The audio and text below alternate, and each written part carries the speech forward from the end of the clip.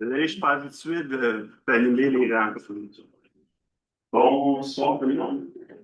Enchanté, c'est moi qui ai le privilège de débuter parce que ce soir, c'est l'élection du préfet, donc du préfet suppléant. Donc, c'est moi qui ai le privilège d'animer. Donc, je vais débuter par notre engagement du conseil. Donc, vous, en tant qu'élu par la population, membre du conseil de la municipalité régionale de Comté, nous nous engageons à servir nos concitoyens au meilleur de nos capacités. Nos choix et nos décisions prendront en compte en premier le bien-être et le bien-vivre de notre population en le respect du bien commun. Le Conseil de la municipalité régionale de Comté prendra soin de tous les aspects de l'environnement, sera l'héritage de nos enfants. Je vous invite à vous asseoir.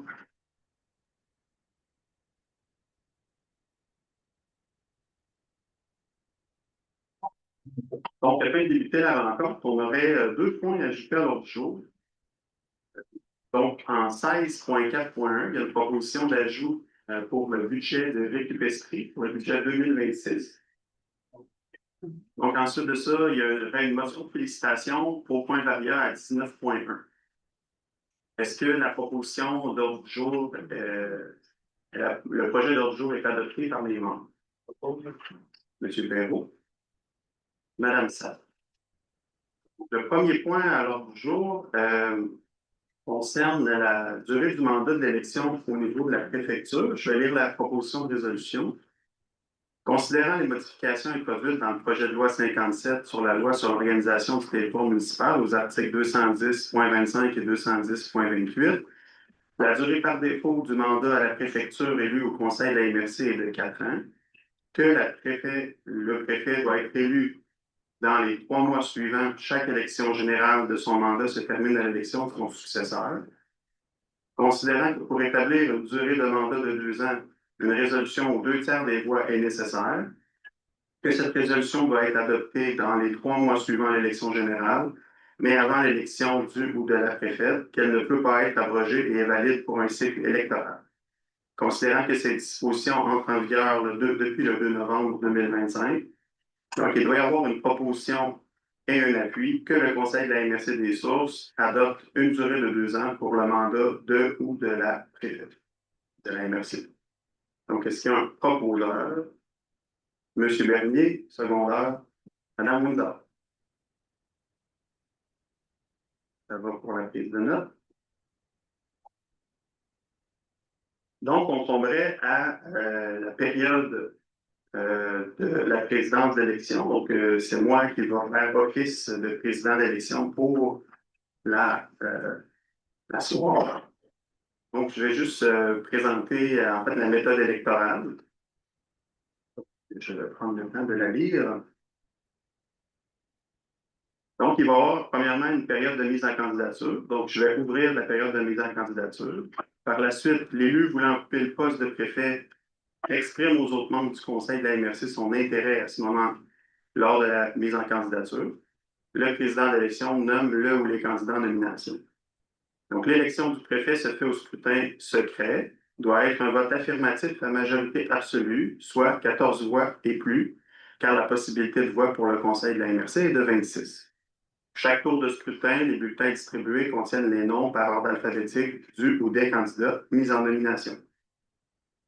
Les votes par municipalité du décret constitutif de la MRC se décrivent comme suit. Val-des-Sources, 9 voix. Danville, 5 voix.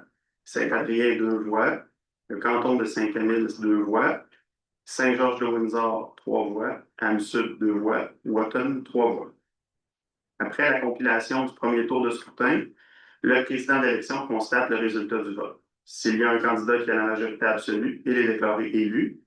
Sinon, il retire le candidat ayant le moins de voix et remet les autres candidatures dans la boucle pour un autre tour. Le candidat qui obtient une majorité absolue est déclaré préfet de la municipalité régionale de Comté pour un mandat de 2 ans. Le compte des voix obtenues est secret pour tous les tours de votation. Les bulletins sont gardés jusqu'à la prochaine séance du conseil. Il s'agit de la même procédure pour l'élection du préfet suppléant, à l'exception que ce sera celui qui aura obtenu le plus de votes. Donc, voilà pour la méthode électorale. Donc, j'ouvrirai la période de mise à candidature pour l'élection du préfet. Est-ce qu'il y a des candidats? Mentionne mon intérêt, M. Marcotte.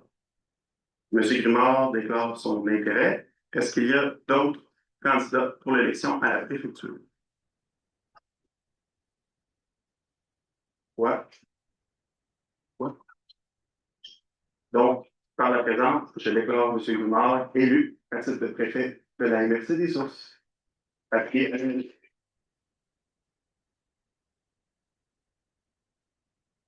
Est-ce que vous souhaitez à ce moment-ci que je termine? Donc, ce serait maintenant le temps de la mise en candidature pour le préfet suppléant à la MRC. Donc, est-ce qu'il y a quelqu'un qui souhaite déposer sa candidature à titre de préfet suppléant à la MRC? Monsieur Marcotte, moi, je dépose ma candidature.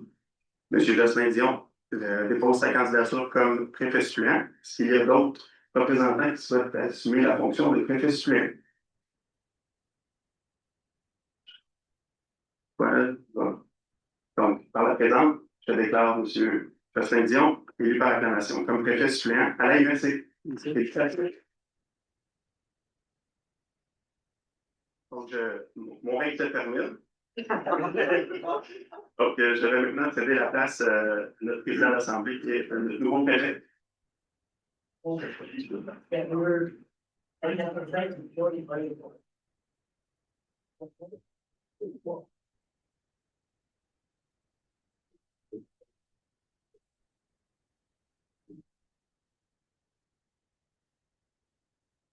Bonsoir tout le monde. J'aimerais d'entrée de jeu remercier l'ensemble de mes collègues de la confiance. Parce que j'en suis très reconnaissant. Je suis quand même assez heureux du dénouement. On ne sait jamais lorsqu'il y a une élection en tant que telle. Mais qu'est-ce que je veux rassurer l'ensemble des élus, c'est de ma disponibilité, mon écoute. J'ai tout été disponible et je vais continuer à être disponible pour répondre à l'ensemble des questions, aux préoccupations en tant que telles. Je pense que la façon de faire avancer la MRC le plus rapidement possible, un développement harmonieux, c'est de travailler en équipe. L'équipe, pour moi, c'est une ressource inestimable en tant que telle. Si on travaille en équipe, je pense qu'on peut regarder un avenir florissant pour la MRC des Sources. J'aimerais remercier également M. Dion pour m'accompagner dans ce défi, parce que c'est beaucoup d'heures. Faire de la politique, c'est un investissement de soi. Lorsqu'on prend des charges de plus, je pense qu'il faut savoir dans quoi qu'on s'embarque. C'est beaucoup, beaucoup d'heures. Donc, merci, Jocelyn, de ta disponibilité pour pouvoir nous accompagner. J'en suis très reconnaissant. Donc, on s'est rendu. Jocelyn, tu voulais dire un mot? Hein? Oui. Ben, j'ai complété un peu le commentaire de M. Grimard. Je pense que ce qui est important dans nos discussions, ça allait de corps, je veux ça continue comme ça. Dans le fond, on a un respect entre nous. Oui, on n'est pas toujours d'accord, mais trouver un consensus, je trouve ça important. Même si on a des opinions différentes. Et je veux garder cette ligne-là. Voilà. Merci, M. Dion. On s'est rendu à la nomination des représentants élus du Conseil sur le comité administratif. Le préfet et le préfet suppléant est d'office en tant que tel. Donc, il y aurait Mme Émilie Windsor et M. René Perrault. Ça va, je ferai un proposeur, un secondaire, Mme Sartre et M. Bernier. Nomination des représentants élus du Conseil sur le comité d'orientation de l'agenda 21. Le préfet est d'office et il y aurait Émilie Windsor qui m'accompagnerait au comité de l'agenda 21. M. Dion et M. Perrault. Aux nominations des représentants de la MRC des Sources sur le conseil d'administration de la Régie intermunicipale de restauration de préservation des Trois-Lacs. Donc, il y a moi-même, Jocelyn Dion et Mario Savoie, qui est conseiller à la ville de Val-des-Sources. Mme Forcier et M. Bernier. Et nomination des signataires de documents officiels pour la MRC des Sources. Donc, le préfet ou le préfet suppléant, M. Frédéric Marcotte, et on rajouterait M. Philippe Lebel. Madame Weiser, secondée de Madame Sartre. Adoption des procès-verbaux du procès-verbal de la séance du 15 octobre. Est-ce que c'était conforme? Si oui, je prends un proposeur qui était présent, M. Perrault et M. Dion. Suivi du procès-verbal de rapport suivi et adoption du procès-verbal de la séance extraordinaire du 29 octobre. Madame Weiser, secondée de M. Perrault. Comité administratif, adoption du procès-verbal du comité administratif du 10 septembre. Est-ce que c'était conforme? M. Dion et Mme Sartre. Donc, on s'est rendu à une période de questions des citoyens. Donc, on a quelques questions. Donc, on rappelle la méthode, c'est de vous avancer au micro, vous nommer votre ville et poser votre question. Donc, on a 2 minutes par question. Donc, on commence par M. McDuff.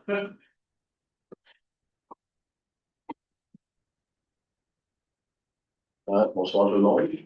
Ma question concerne la culture, je ne sais pas où vous en êtes rendu exactement dans le processus pour avoir une régie d'énergie. Et ma question c'était en quoi ça va favoriser la transparence et la démocratie pour que les citoyens soient le plus possible au courant de ce qui se passe.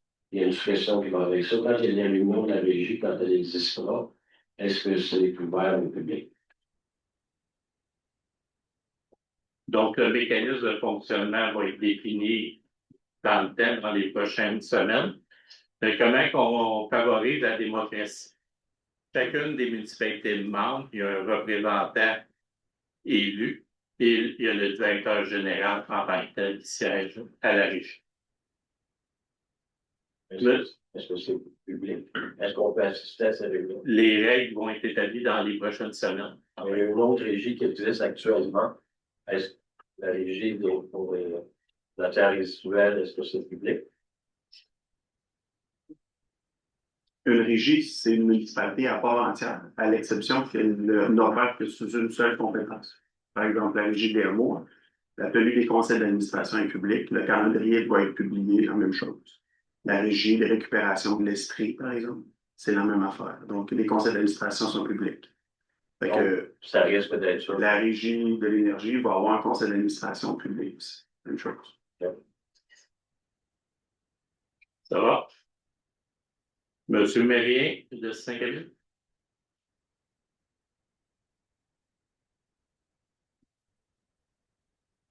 Oui, alors, bonjour à tous et à toutes. Félicitations pour les nouveaux élus. Ma question est simple, elle concerne le comité consultatif en transition énergétique, dont je suis membre. Ce comité travaille et depuis maintenant un bon bout de temps. Ma question concerne de quelle manière, non seulement les résultats de ce comité, mais également la manière de fonctionner, les documents qui sont utilisés et les processus et méthodes vont-ils être diffusés auprès des citoyens? Quand et comment? Donc, c'est un engagement qu'on avait pris lors du dernier mois. C'est qu'à chaque mois, lors de la séance publique, il va y avoir un compte rendu de fait par la présidente de la commission. Pas de la commission, mais du comité consultatif. Et suite à ça, le compte rendu va être sur le site Internet de l'AIS. Est-ce que, un complément d'information? Juste compléter. Si vous allez sur le site de la RSC des Sud, vous allez dans la section en haut, complet transition énergétique. Il y a un onglet qui est dédié au comité consultatif sur la transition énergétique. Il y a actuellement là, beaucoup d'informations qui ont été transmises. Rôle et responsabilités, conditions de succès, veille continue, pouvoir de recommandation. Donc, il y a mis beaucoup l'état d'avancement des travaux à date, là, ce qu'on a de manière générale. Puis ce qu'il y a eu comme engagement de la part du Conseil pour 2026, c'est de brosser des rapports et mettre un petit peu plus de détails pour comme transparence d'information. C'est quelque chose qui va comme s'actualiser au fur et à mesure, tel que l'engagement qui avait été pris. Vous avez quand même plusieurs documents utiles, les règles de fonctionnement, le processus de création, l'appel à candidature, les membres, tout ça. C'est disponible sur le site Internet. Merci. J'avais Mme Fontaine. Est-ce qu'il y avait une question? Non. Après ça, Mme Bonneau de Saint-Camille. C'est peut-être la calligraphie qui n'est pas bonne, là, mais moi, j'étais là. Marie-Ève Leclerc, pas Mme Fontaine, mais Mme Leclerc. Ben oui, je suis dans votre liste, madame. Je ne suis pas là, je suis pas là. Oui, vous êtes là. Ah, Je suis la liste que je. Désolé. Christiane Bonneau, Saint-Calie. J'ai vu passer un sondage en lien avec l'élaboration en cours là, du plan climat de la MRC. Puis, je me demandais depuis quand ce sondage-là était. La question s'adresse peut-être à M. Marcotte. Là. Depuis quand le sondage est en cours? Puis, s'il y a possibilité de le prolonger, si jamais il n'y avait pas assez de réponses, s'il n'avait pas été diffusé assez longtemps, parce que j'avoue avoir été surprise de le voir passer, sachant que la date limite pour répondre est le 1er décembre. Donc, Stacy, peux-tu l'info? Oui. OK. Oui, est-ce que tu veux quelque chose? Mettons, dis l'effort, puis on va. Ouais. Oui, bien, en fait, pour le sondage, ça fait depuis le début du mois de novembre qu'il est disponible. Puis la date limite a été allongée jusqu'au mois de janvier 2026. Donc, il continue d'être disponible jusqu'en janvier 2026. Oui. Question subsidiaire. De quelle manière peut-on y avoir accès? C'est un sondage en ligne. Par contre, on a aussi là, des copies papier. Donc, vous pouvez nous contacter à la MRC des sources, puis on va pouvoir vous. Encore une fois, comment peut-on y avoir accès? Il est en ligne, mais par où y-a-t-on accès? Sur le site de la MRC des sources ou sur la page Facebook de la MRC des sources également. mais est-ce que vous aviez un plan de communication en lien avec la diffusion de ce. Parce que moi, je l'ai vu seulement hier. Je sais que les algorithmes sont ce qu'ils sont, là, mais j'étais surprise de le voir hier et de voir que c'était aussi proche de la date limite. En fait, je me disais, est-ce qu'il circule beaucoup? Est-ce qu'il y a une bonne visibilité? Oui. Il y a une bonne réponse aussi jusqu'ici. Oui, c'est pas exactement les réponses qu'on espérait. Donc, c'est pour cette raison-là qu'on a allongé le temps. Là, mais merci. Donc, on s'est rendu à Dominique Desjardins, Saint-Henri. Bonjour, Dominique Desjardins, Saint-Adrien. Moi, c'est concernant la Régie de l'énergie. Je voulais savoir, est-ce que vous êtes questionné au fait d'un BAP? Si vous n'êtes pas intéressé à avoir un BAP ici, est-ce que vous avez fait la demande pour un BAP généré? Parce que plus il y aura de municipalités qui s'inscrivent à un BAP générique, plus il y aura de chances à ce qu'il y ait un BAP à la grandeur du Québec, puis qu'on puisse avoir des normes claires, pas que chacun improvise avec des normes. Est-ce que c'est quelque chose que la municipalité de Val-des-Sources, par exemple, s'est penchée sur cette question-là? Sur la question du BAP générique, la MRC des sources ce n'est pas positionné en faveur d'un BAP générique. Est-ce que vous pensez le faire? S'il y a un projet qui a lieu sur place, dans la procédure, il y a un BAP qui vient avec un projet. Mais ça n'engage à rien de signer un BAP. La discussion a été faite pour un BAP générique, puis on a décidé de ne pas d'aller avec un BAP générique. Est-ce que vous pouvez me transmettre la raison pour laquelle vous n'étiez pas pour? Non. On va vérifier, puis on va vous revenir. Vous allez me revenir comment? À la prochaine séance, on répond aux questions qui ont été soumises. Ça va? Non. Oui, Parfait. Merci, madame. Jean-Pierre Chapeau de Saint-Adrien.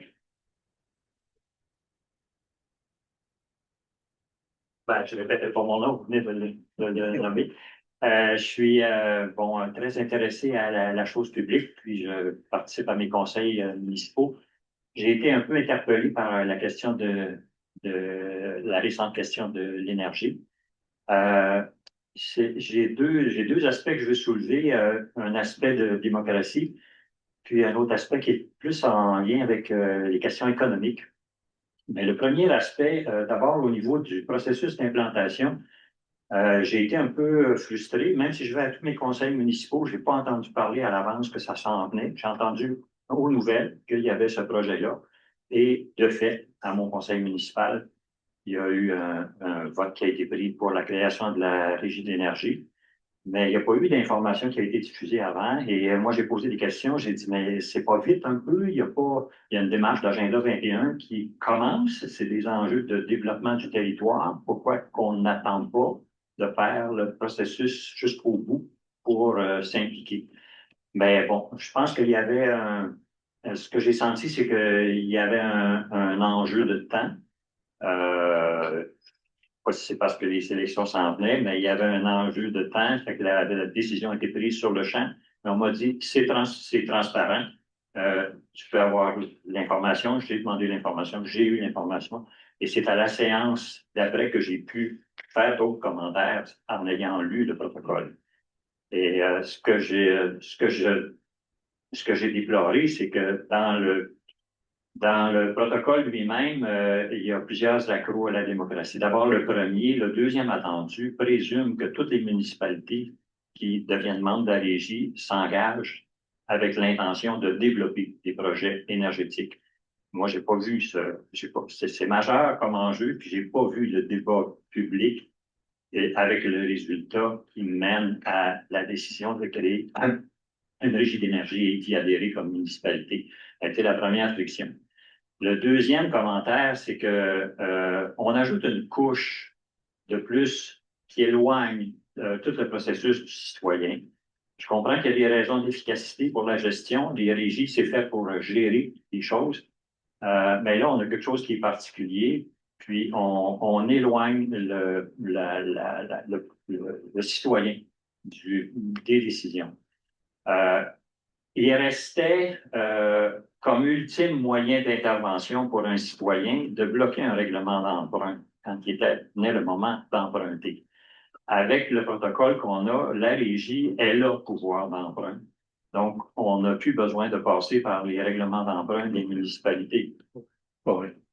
Ben, complétez votre question, Ouais. on vous laisse la Ben, je peux entendre votre réponse avant de... Non, parce que chaque municipalité qui sont membres de la régie, c'est un règlement d'emprunt, il faut faire une résolution pour accepter. Il y a un cautionnement du règlement d'emprunt obligatoire. OK, ben, je vous remercie. Je vous remercie de l'information. Le fait que, finalement, on a créé un niveau supérieur, ça me rassure un peu ce que vous me dites, là. Le fait qu'on a créé un niveau supérieur, plus éloigné du citoyen, pour moi, c'est une source d'inquiétude, d'autant plus que la régie a le pouvoir de créer des entreprises. Et là, on a vu quand on fait affaire avec des entreprises, on a vu que là, le secret commercial intervient, donc la transparence en prend un coup. Et moi, je suis un peu inquiet face à ça. C'est mes inquiétudes au niveau de la démocratie. Au niveau de l'économie... on peut se répondre pour la démocratie? Oui, allez-y. Il y a eu un processus fait au complet. Si vous dites, on a entendu parler de la régie au mois d'octobre dernier, puis ça pressait. Je pense que ça fait longtemps que la MRC des Sources parle de transition énergétique en tant que telle. Il y a même eu un forum sur une journée de transition énergétique. Il y a eu un modèle de développé qui ont venu nous présenter. C'est le même modèle qu'on met. On a mis plein de mécanismes en place que la loi ne nous oblige pas. On a fait un comité consultatif qui est présidé par Mme Sartre en tant que tel. Sur notre site Internet, on met l'ensemble d'informations. Vous pouvez venir, puis il y en a plusieurs qui viennent à toutes les séances publiques de la MRC. La régie de l'énergie est d'une façon publique en tant que telle. Et l'ensemble des élus qui y siègent, ils ont tous été élus d'une façon démocratique. Donc, on s'est rendu au niveau économique. La réponse que vous me faites en rapport avec les règlements d'emprunt, je le vois pas dans le protocole, mais j'imagine que c'est écrit ailleurs dans je sais pas quel document. Dans la loi, c'est les compétences municipales. OK. Donc, c'est prévu comme ça. Tous les régies. Prenez la régie des hameaux, par exemple, dans laquelle vous êtes membre. La municipalité de votre petit Saint-Adrien. Oui. Donc, lorsqu'il doit acheter un camion par règlement d'emprunt, la municipalité doit cautionner le règlement d'emprunt pour sa portion de dette qui lui appartient. Même affaire pour Récupestrie. On est tous membres en l'exception de Danville. Lorsqu'on a acheté pour 3,5 millions de tri optiques pour le papier, bien, on a cautionné. La MRC a cautionné le règlement d'emprunt de la régie. OK. Donc, c'est la même mécanique. Donc, les membres, parce qu'ils sont liés par leurs compétences, doivent cautionner le règlement d'emprunt qui va être mis dans un projet potentiel. OK. Merci. De façon rapide, votre question oui. Au niveau de l'économie, je vais y aller rondement. Nos élus rentrent dans un autre rôle en s'embarquant dans le fond, on se lance en affaires là, dans des projets commerciaux avec un but de générer du profit. Il ne s'agit pas d'investir pour Il ne s'agit pas d'investir pour créer des infrastructures, pour offrir des services. Là. On se lance dans un projet commercial qui a pour but de générer du revenu. Et ça, c'est comme nouveau, là. C'est comme, on ne voyait pas ça dans les municipalités, puis je ne suis pas sûr que les règlements gouvernementaux le permettent, sinon pour les questions d'énergie. Moi, ça m'interpelle un peu parce que ce que je vois, c'est on va utiliser de l'argent des taxes pour faire des placements en mon nom et prendre des risques. Je comprends qu'ils sont calculés, mais c'est des risques qui sont jusqu'à un certain point qui sont certainement calculés, mais ça demeure des risques qui sont soumis aux fluctuations de taux d'intérêt, qui sont soumis à des poursuites éventuelles de citoyens quand il y a des entreprises commerciales qui opèrent. On devient une entreprise commerciale. Les poursuites peuvent survenir. Je ne sais quoi d'autre. On est assis avec un privé pour la gestion.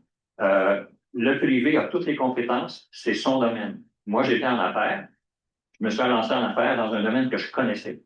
Là, la MRC se lance en affaires en partenariat avec un privé qui connaît l'affaire sans que nous autres, on connaisse l'affaire. Avec tout le respect que je dois à nos conseillers, je ne leur vois pas de compétences particulières pour aller gérer des projets de nature énergétique au sein d'une région. Vous allez me dire, ils vont former une compagnie. Ben, là, c'est encore une couche de plus. Oui, une couche de plus. Ben, qu'est-ce que vous avez à me dire pour me rassurer que c'est le bon choix, d'une part, puis qu'il n'y a pas de risque, mais il y a un enjeu d'éthique aussi à ce niveau-là. C'est que là, on fait rentrer le privé dans la production d'énergie, on s'associe à ça, alors qu'on avait fait un choix de société. Dans les années 40, ça a commencé en 44, ça s'est échelonné dans les années 50, ça a été le débat de M. Lesage, le débat de M. Lévesque, ça a amené à la privatisation de l'électricité, ça nous a généré des revenus comme nation, ça a permis des grands développements comme la Big James et ça nous a permis de sortir d'une condition économique qui était plus ou moins intéressante. Et là, on devient partenaire d'un retour vers le privé. Moi, au point de vue éthique, ça m'agace, puis j'aime pas qu'on prenne mon argent pour faire ça. On comprend votre préoccupation. Pour me rassurer. On comprend votre préoccupation, M. Chapelot, en tant que tel. La MRC des sources est fait comme compagnie. Les élus sont accompagnés de professionnels en tant que tel.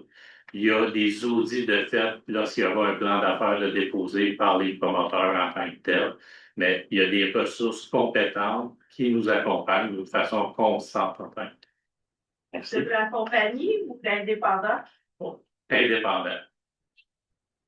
Puis la Puis question, il y a une régie, si vous voulez aller lire, la régie de l'Est en tant que telle, qui existe, puis ça va super bien en tant que tel. Donc, il y a des modèles gagnants en tant que tel. Puis, présentement, il faut diversifier les sources de revenus pour les territoires.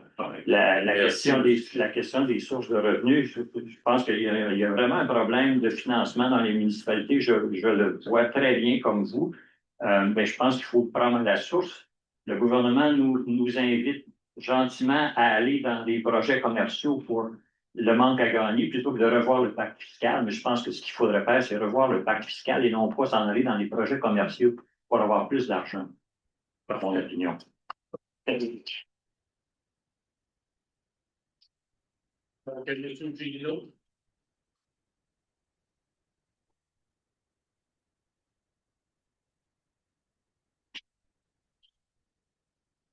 Cadre d'aménagement relatif aux éoliennes commerciales. C'est le dernier document de la MRC. Je reviens avec ma question parce qu'elle n'est pas répondue encore. Depuis octobre 2023, j'ai posé la question pourquoi 600 mètres pour la campagne, 1000 mètres, on m'a parlé qu'on s'était basé sur le règlement des cochons. OK? Ben, c'est ça. C'est ça, c'est les ports. Bon, après ça, on me dit, M. Gélineau, vous êtes allé vous installer en campagne, vous deviez vous attendre qu'il y a des agriculteurs puis de la forêt. Je suis bien d'accord avec ça. Ici, on lit, les périmètres urbains représentent des milieux de vie à protéger des nuisances sonores pouvant provenir de parcs éoliens, destinés à une production commerciale. Noyaux urbains, 1000 mètres. On les protège, puis nous autres, en campagne, qu'est-ce qu'on fait, nous autres? Pourquoi qu'on n'a pas la même distance? Je demande, encore une fois, que si c'est 1000 mètres pour un, c'est 1000 mètres pour l'autre. Je ne vois pas pourquoi. Et puis j'aimerais savoir une réponse, finalement. Je me laisse. Non, c'est la même question à chaque fois. Bon. La réponse se trouve sur le site Internet de la MRC. Je comprends qu'elle ne fait pas votre bonheur, cette réponse-là. Je comprends que ce n'est pas celle que vous aimeriez obtenir. Mais c'est celle-là qu'on vous a fournie. Mais c'est quoi la réponse? Mettons, La réponse, c'est que dans les systèmes de gestion de l'urbanisation au Québec, un traitement toujours particulier et spécifique aux noyaux villageois, pour ce qui est des distances séparatrices, de plusieurs types d'usages. Puis le cas des éoliennes ne fait pas exception, donc une particularité sur la proximité des noyaux villageois. C'est la même chose pour le développement des routes, c'est la même chose pour les porcheries, c'est la même les vents dominants. C'est une disposition spécifique qui s'applique toujours. Puis c'est ce qu'on vous a répondu. Si vous voulez lire le détail de cette réponse-là, elle se trouve sur le site Internet de l'AMRC, dans la même section éolienne, répondre aux questions des citoyens. Puis, mais, je ne sais pas quoi répondre de plus. Non, ben, vous avez, si on parle d'un noyau, quand on parle d'un cercle, dans ce cercle-là, donc, en limite du cercle, il y a des maisons. Ben, les autres sont à 1000 mètres. OK? C'est sûr, si vous prenez dans le milieu, c'est pas 1000 mètres, c'est plus. Bon, ben, je vois pas pourquoi que à la campagne, ça s'apporte la même Je chose. comprends, c'est votre opinion. C'est ça, c'est mon opinion. Est-ce que je peux poser mes autres questions? Ben, vous en avez un autre. Bon, j'en ai deux autres. Je fais partie du comité consultatif de la MRC. Ma question, c'est que on travaille ensemble à élaborer une grille. Dernièrement, on nous a demandé d'avoir un rapport avant le 27 janvier pour la déposer. Ma question, c'est pourquoi on met qu'est-ce qui presse tant? Moi, mon intérêt dans ça, c'est je pense aussi, et tous les autres membres qui sont là, de faire un bon travail. Qu'est-ce qui presse? Est-ce qu'il y a un offre de quelque chose qui s'en vient ou quoi? Oui, on en a parlé à la dernière séance, la séance d'avant, l'autre d'avant aussi. Vous étiez présents à toutes ces rencontres-là. On a exposé que pourquoi est-ce qu'on veut obtenir le rapport d'ici le 27, c'est qu'il y a un appel d'offres pour l'énergie solaire qui se termine à la fin du mois de mars. C'est important d'obtenir la recommandation du comité consultatif sur la transition énergétique pour que le conseil puisse avoir une recommandation en faire s'il accepte pas ce projet-là sur le territoire. Puis cette recommandation-là, puis la position du conseil va être documentée relativement à cette recommandation-là. Donc, si vous n'arrivez pas dans les délais, le conseil va malheureusement devoir statuer sans obtenir cette position-là, ce qu'on ne souhaite pas, parce que ce n'est pas le processus qui a été mis en place.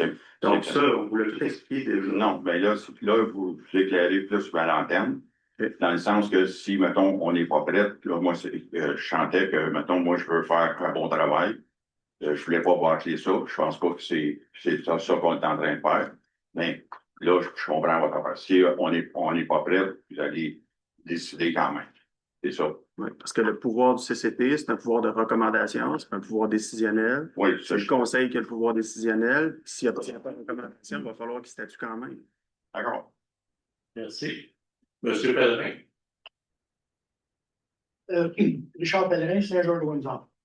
Vous avez mis en place la régie de l'énergie. Vous avez voté pour ça. Moi, je suis au niveau de la répartition des revenus. Vous semblez dire que les revenus sont répartis en fonction de la richesse foncière. Qu'en est-il des redevances? Et au niveau de la régie, vous parlez? Oui. Ça va être par rapport aux investissements. Si les investissements sont faits au niveau de la richesse foncière, ça va être au niveau de richesse foncière. Si c'est fait de d'autres mécanismes, ça va être. Bien, à tout événement, si dans votre dossier, c'est marqué que c'est en fonction de la richesse foncière. Est-ce que je vous vole toujours? Oui, il n'y a pas de problème. Donc, Dans le document que vous avez, Oui. c'est une régie, comment ça fonctionne, c'est un fonctionnement de base. Et l'entente que vous avez comme copie, c'est comment on se répartit les charges reliées au fonctionnement de base. Par exemple, on a des frais comptables. Donc, ce qui a été convenu, c'est que les frais de base sont assumés selon la richesse foncière uniformisée. C'est le seul élément qui a été statué. Ce que vous avez comme méthode de répartition dans le projet, c'est strictement lié aux charges de fonctionnement. Après ça, c'est de la mécanique, ce qui est de l'investissement dans les projets, elle va être à convenir dans chacun des projets. Parce que on ne les connaît pas encore, les projets, on n'a pas analysé les montages financiers, les proportions de ces projets-là, ils ne sont pas encore convenus. Donc, ce qui est prévu dans l'entente, c'est que la proportion d'investissement va se faire et se discuter par projet. Mais l'excédent net, c'est les revenus sur l'excédent net. L'excédent net, c'est les C'est revenus. marqué que c'est en fonction de la richesse foncière. C'est réparti en fonction de la richesse foncière. L'excédent net relatif au fonctionnement, puis celui qui est Relatif relatif à aux un investissements, ça, c'est les projets, ça va être autre chose. Il pourrait y avoir un projet où les gens diraient on le fait à part égal. Dans ce cas-là, la répartition des bénéfices générés par ce projet-là sera à part égal. Donc, pour la logique, là, c'est que la mécanique d'investissement dans un projet et la mécanique de redistribution, c'est les deux faces d'une même médaille. Okay? C'est la même mécanique. Et pour ce qui est des frais de fonctionnement, s'il y a des bénéfices dans les frais de fonctionnement, bien, ceux-là vont s'être répartis selon la même mécanique de la richesse foncière uniformisée. En tout cas, ce que je lis, c'est pas tout à fait ça. Ce que je lis, c'est que les revenus sont répartis en fonction de la richesse foncière. Mais pour donner un exemple, c'est que si on prend le projet éolien de 2023, il y avait 930 000 de redevances, quelque chose comme ça. Puis Saint-Georges a 70% des éoliennes, donc Les redevances ne sont pas dans la régie. Les redevances sont dans un projet en tant que tel. Ça, c'est la régie pour les investissements. Je vais préciser. Donc, il y a deux mécaniques de revenus pour un projet. Si on prend l'exemple de 2023 pour une personne va penser, oui. Les redevances, c'est l'équivalent d'un enlieu de taxe. Donc, parce qu'on ne peut pas taxer comme municipalité, là, comme on taxe les résidences et les éoliennes. Okay? Donc, il y a un enlieu de taxe. Les redevances, c'est un équivalent d'un enlieu de taxe. Donc, ça, c'est une charge. Là. Donc, c'est à payer par le projet. Là, ce que vous parlez, vous, dans la régie, c'est des redevances à l'investissement. Ça, c'est les bénéfices que la société de projet générerait et elle se répartirait. Donc, les redevances ne transitent pas par la régie, c'est une dépense du projet. C'est comme la facture d'électricité, les employés qui doivent être payés. La taxe foncière, c'est une dépense du projet. Ce n'est pas un bénéfice généré par les investisseurs, comme ce que vous avez dans votre document. On parle de deux choses différentes. Oui. C'est parce que dans d'autres MRC, c'est que tous les revenus, incluant les redevances, sont répartis de la même façon. C'est pas le cas. Pas ça. Mais c'est pas le cas, mais votre document, à ce moment-là, il est plein de trous parce qu'on n'est pas capable de comprendre ce que vous dites. Ben, parce que le document va être travaillé dans les prochaines semaines pour avoir un document complet. Oui, c'est ce que je vous dis, c'est que dans les autres régies, les documents que j'ai vus, tous les revenus sont répartis en fonction de la richesse foncière. Ça veut dire, comme à Saint-Georges, si on prend le projet de 2023, on avait 70% des éoliennes, puis avec cette méthode-là, on avait 10% des revenus. Non, c'est les redevances, puis c'est pas la même affaire. Il y a les investissements et il y a les redevances en tant que tel. Les redevances rentrent dans le coût du projet en tant que tel. Si je reprends votre exemple, là, votre critique est défavorable aux autres projets et est favorable à notre méthode, dans le sens où s'il y a 70% des éoliennes à Saint-Georges, il y a 70% des redevances à Saint-Georges. Ils ne sont pas distribués dans les autres municipalités. Ils sont C'est pas ça que votre document dit. C'est la régie, ça. Je sais qu'est-ce que le document dit, puis il dit exactement ce que je dis. Fait que si vous l'interprétez différemment, c'est correct. Là. Arrêtez de me couper en émettant votre interprétation.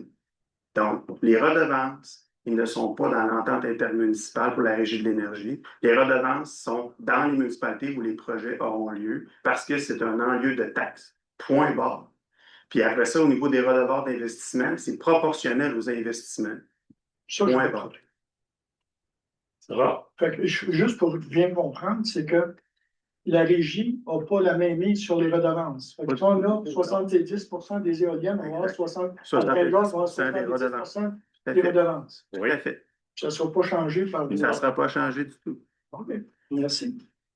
On s'est rendu à Marie-Ève Leclerc. Salut tout le monde. Ben, salut au nouveau visage, mais salut au nouveau visage. Parce qu'il n'y a pas tout le temps plein de monde de même. Récemment, j'ai manqué quelques séances. Vous avez changé les choses depuis. Ça m'inquiète un peu pour la démocratie. Vous avez changé la méthode de fonctionnement. Quand j'ai commencé à venir ici en 2023, là, ben, d'abord, c'était pas dans cette salle-là. C'était dans une table de conférence en haut, on n'avait pas de chance. Oui. Là, plus qu'on avance, puis moins c'est facile de poser des questions en avant. C'est encore plus intimidant. Vous êtes tous là assis à nous regarder. Faut que les gens qui n'ont pas l'habitude de faire ça viennent ici. Ah non, attends, il faut qu'ils écrivent leurs questions avant. Ils vont peut-être la voir au fur et à mesure que la conversation va se dérouler, mais là, il faut qu'ils la pensent avant même que ça commence, alors qu'on n'a même pas accès à l'ordre du jour. Vous autres, vous avez des ateliers de travail pour vous préparer. Nous autres, on n'a pas ça. On n'a pas accès à l'ordre du jour longtemps d'avance. Mais il faut qu'on connaisse déjà nos questions quand on arrive. Je trouve que c'est animé à la démocratie. Anciennement, on avait 2 périodes de questions. On en avait une au début, puis on en avait une à la fin. Ce qui fait que ce qui se débattait dans la soirée, on pouvait y revenir au courant de la soirée. Là, on ne peut plus. Quand on assistait en ligne, on avait le droit de poser des questions. Là, on ne peut plus. D'entrée de jeu, quand une séance commence, vous faites une genre de promesse ou de prière, appelez ça comme vous voulez, où vous dites que vous représentez l'ensemble de l'électorat, l'ensemble de vos citoyens. Sur le territoire, on a 60,3% de personnes qui sont analphabètes, puis vous mettez un paquet d'outils qui nuit à ces gens-là, qui ne sont pas capables de venir prendre position ou qui ne sont pas capables de s'informer. Vous nous répondez à chaque fois qu'on vient, au lieu de nous répondre comme vous le faites ce soir, ben allez sur le site de la MRC. On a répondu par écrit. Ils ne sont même pas capables d'y aller. Ils ne sont pas capables de lire un document comme ça. Comment ils font, ces citoyens-là, qui sont 60% sur le territoire de la MRC? Comment on les informe? Ah, allez en ligne, on a un sondage en ligne. Ils n'en ont pas, ils n'y vont pas. Je trouve que les méthodes sont de moins en moins démocratiques. Comment vous allez faire pour revenir à garder cette démocratie, cette proximité de démocratie-là avec, tu sais, vous êtes un gouvernement de proximité, puis là, vous faites juste les enlever. Un jour, là, vous ne serez plus là, vous allez être dans cette salle-là. Vous n'êtes pas tout le temps là. Qu'est-ce qu'on fait avec ça? Donc, qu'est-ce que Stacy vous a dit pour le sondage tantôt? Ouais. On n'a donné que papier disponible. Pour les séances, les périodes de questions des citoyens, on avait 2 fois 15 minutes. On a eu 45 minutes. Ouais. Donc, on met plus de temps qu'auparavant. Mais pas au même moment. Pas au même moment, mais c'est le déroulement de la rencontre en tant que tel. Au début, vous posez vos questions, vous faites vos perceptions, vos questionnements en tant que tel. Vous avez 45 minutes en tant que tel. Vos questions, vous n'avez pas besoin d'attendre à la séance pour les poser. Vous avez des représentants dans chacune des municipalités, vous avez des conseils municipaux dans chacune. Donc, c'est accessible pour l'ensemble de la population. Puis moi, là, au centre d'achat, les gens viennent me voir d'une façon régulière quand je fais mon lycée. Au dépanneur, à la station de service, je suis avec les gens. Il y a eu une élection, j'ai été élu. Donc, les gens me connaissent, puis ils viennent m'interpeller, ils viennent me poser leurs questions. La démocratie en tant que telle, c'est un geste qui est posé aux caparans. Mais également, c'est d'une façon constante d'être avec sa population et de répondre à la population, pas seulement lors des séances publiques, mais d'une façon continuelle à l'année en tant que telle. Donc, oui, il y a certaines choses qui sont plus difficiles, mais je pense que les élus sont accessibles et disponibles pour l'ensemble de leurs citoyens en tant que tel. On n'est pas en séance. Est-ce que je peux apporter quelques Oui. questions? Tout d'abord, l'ordre du jour est aussi disponible en ligne dès le lundi. Je sais que c'est en ligne, mais il est disponible dès le lundi parce que le conseil, lui, le reçoit le vendredi. Donc, il y a quand même un petit, selon les façons de faire. Donc, il est disponible d'avance. Également, on a un formulaire en ligne qui est disponible toujours, en fait, pour que vous puissiez aussi donner vos questions. Donc, nous, on le vérifie à midi, la journée de la séance, pour prendre les questions aussi d'avance. Donc, vous pouvez toujours mettre les questions. Dernière précision aussi que j'aimerais apporter. Vous mentionnez que 60% de la population était analphabète. En fait, c'est pas analphabète. C'est en fait que les gens sont sous le niveau de littératie 3. Donc, ce qui veut dire en fait que les gens ont des difficultés à comprendre les textes, pas à les lire. C'est vraiment une compréhension des textes et de la structure des textes, pas à lire les textes. C'est comment ça? Non, en fait, ils sont capables de lire les textes et de comprendre les. Exactement. Donc, la façon qu'on va écrire les textes, qu'on va faire les choses, ça va être fait pour que les personnes puissent le comprendre. Ça ne veut pas dire qu'ils ne peuvent pas aller sur Internet ou qu'ils ne sont pas capables de le lire. Mais quand tu dis les questions peuvent être posées sur Internet le midi, mais c'est marqué qu'il faut être présent pour poser une question. Oui, mais si vous déposez votre question en ligne, en fait, nous, on y répond ensuite par écrit. Puis si vous n'êtes pas là, bien, on fait le suivi à la prochaine séance. Mais pour ou on y répond à la séance. OK, parce que c'est marqué qu'il faut être présent pour poser. Mais toutes les questions qui sont soumises, même si vous n'êtes pas là, ils vont être répondus en tant que tel. Puis on va s'assurer que si la personne n'est pas présente, de vous envoyer la réponse par la suite. Puis pour les personnes qui veulent assister en ligne, pourquoi on leur a retiré leur droit de question? C'est pour le fonctionnement en tant que tel. Regardez, on a 12, je ne sais pas combien de personnes en tant que tel. Donc, c'est pour le fonctionnement, c'est plus facile pour le roulement de la séance. Claire Boivin, Delville.